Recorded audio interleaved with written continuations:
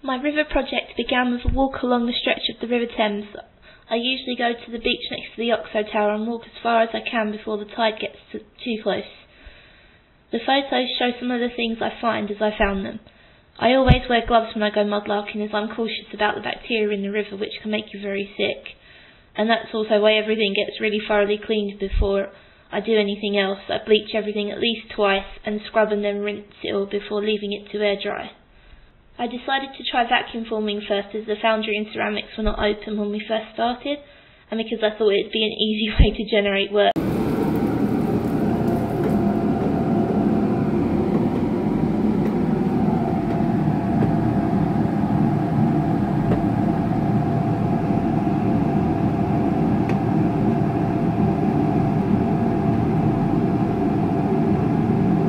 Okay, push the top all the way back.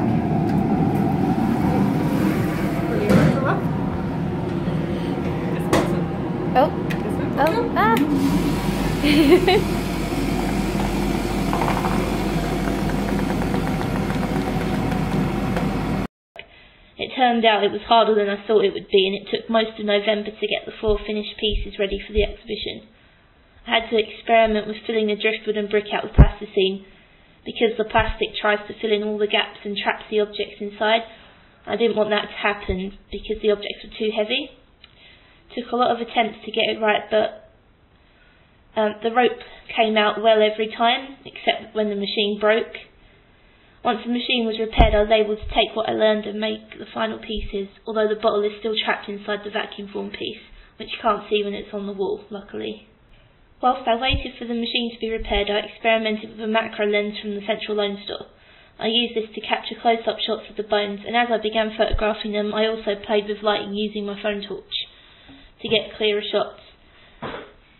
This actually got me interested in the lighting, so I experimented by making a few short videos where the light source moves at different speeds, and I really like how these turned out.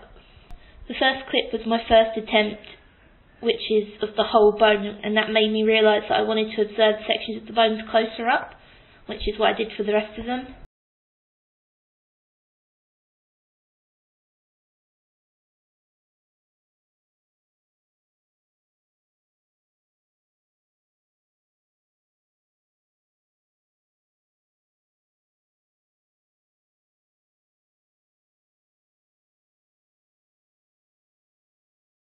When we came back in January, the foundry was open, so I started on the next part of the project.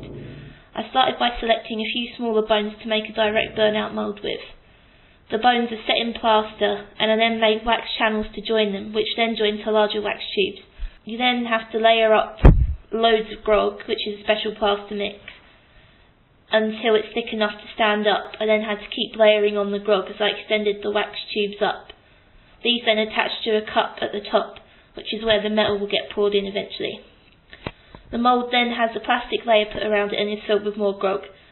Once it's set, the plastic gets removed and the mould gets fired in the kiln to burn out the bones and melt the wax ready to pour.